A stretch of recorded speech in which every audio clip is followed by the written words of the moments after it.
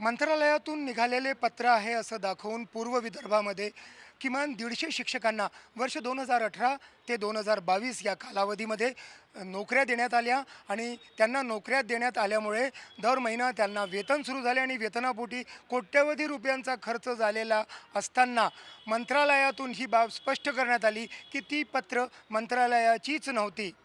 आणि संस्था चालकांनी सुद्धा हात वर केले. ते सुद्धा म्हणाले की हे पत्र कुठून आलं याची आम्हाला माहिती नाही. त्यामुळे अशा या गंभीर प्रकरणामध्ये पोलीस चौकशी व्हायला पाहिजे होती. गेल्या वर्षी जुलै महिन्यामध्ये NDTV मराठीवर ही बातमी सर्वात आधी प्रसारित झाली. पण त्यानंतर आजपर्यंत काय घडलं आणि मंगळवारी झालेल्या सुनावणीमध्ये काय नेमकं घडलं आपण जाणून घेऊया. आपल्यासोबत माहिती अधिकार कार्यकर्ते यशवंतराव मानकर आहेत, ज्यांनी हे प्रकरण उघडकीस आणलं. यशवंतराव, काय सांगाल? मंगळवारी सुनावणी झाली त्यावरती त्या संदर्भात काय झालं? सदर प्रकरणामध्ये NDTV मराठीचं मी धन्यवाद करतो की आम्ही ज्या प्रकरणामध्ये पाठपुरावा केला आणि हा प्रकरण उघडीस आणलं, ती बातमी त्यांनी प्रामुख्याने प्रकाशित केली आणि हा सलग पाठपुरावा आजपर्यंत त्यांचा आमचा सोबत आहे. म्हणून हे जी प्रकरण आहे हे पटलवर आली. तुर्तास मंत्रालयातील जे पत्र आहे बनावट, ते बनावट होतं हे आम्हाला माहीत होतं, कारण की मंत्रालयाने ती माहिती दिली होती.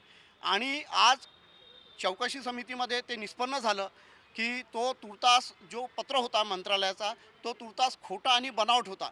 पण तो पत्र आला कुठून, संस्था चालकांनी कसं वापरलं आणि त्या माध्यमातून त्यांनी मान्यता प्रदान दिली आणि वेतन स्वरूपात कोट्यावधीचा भुर्दंड हा शासनाच्या तिजोरीवर टाकण्यात आला, हे शोधाचा विषय आहे. आणि या संदर्भामध्ये आज चौकशी झाली माननीय शिक्षण उपसंचालक यांच्या कार्यालयामध्ये. मंगळवारी जेव्हा चौकशी झाली, सुनावणी झाली, त्यावेळेस शिक्षण उपसंचालक तुम्हाला काय म्हणाले?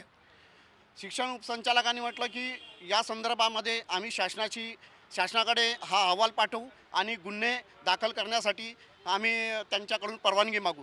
पण मला हा एक विषय आहे की संपूर्ण राज्यामध्ये शालार्थ ID आणि शासनाच्या बनावट पत्राच्या आधारे ज्या शिक्षकांचे पदमान्यता झाली, कोट्यावधींचा भ्रष्टाचार झाला, त्यामध्ये अनेक जिल्ह्यांमध्ये गुन्हे दाखल झाले. तेव्हा त्यांनी शासनाची परवानगी नाही मागितली आणि आता त्या शासनाची परवानगी मागत आहे. म्हणजे अपराध्यांना लपवण्याचं षड्यंत्र आणि त्यांना संरक्षण देण्याचं असा आरोप माझा आहे शिक्षण उपसंचालकांवर. माझी मागणी आहे की यामध्ये हे तुर्तास बनावट पत्र उघड झाले आणि संस्था चालकांनीही मान्य केलं की ते पत्र त्यांनी लावलेलं नाही. मग आला कुठून हा पत्र, हा शोधाचा विषय आहे. आणि 150 शिक्षकांचे त्या बनावट पत्राच्या आधारे 2018 ते 22पर्यंत यामध्ये जर त्यांनी खोटे बनावट पत्राच्या आधारे मान्यता घेतली आणि आज सलग 6 वर्षापर्यंत शासनाच्या तिजोरीवर डल्ला मारत आहेत, हा फार गंभीर प्रश्न आहे. म्हणजे तुर्तास शिक्षण उपसंचालकांनी 30 जानेवारीचा जो परिपत्रक आहे, शासनाचा GR आहे, त्यामध्ये स्पष्ट उल्लेख आहे की असं जर कुणी बनावटगिरी करत असेल, बनावट पत्र वापरत असेल, शालार्थ ID तयार करत असेल, त्याच्यावर संबंधित अधिकाऱ्यांनी गुन्हे फौजदारी दाखल करावी, असा स्पष्ट आदेश असतानाही शिक्षण उपसंचालक मात्र यामध्ये का ते गुन्हे दाखल करत नाही, हा शोधाचा विषय आहे. आपण 30 जानेवारीच्या GRचा उल्लेख केला. हा GR असा आहे, या संदर्भात त्यांना माहिती दिली का? त्यावरती शिक्षण उपसंचालकांची काय भूमिका होती? त्यांनी त्या पत्राचं अवलोकन केलं आणि त्या पत्रामध्ये स्पष्ट उल्लेख असतानाही ते शासनाकडे का जात आहेत, हा शोधाचा विषय आहे.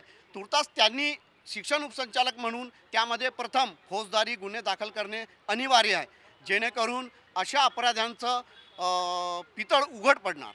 तर एकूणच या सगळ्या प्रकरणामध्ये कुठेतरी शिक्षण उपसंचालकांसारख्या जबाबदार पदावर बसलेली व्यक्ती या प्रकरणाचं गांभीर्य का घेत नाही आहे.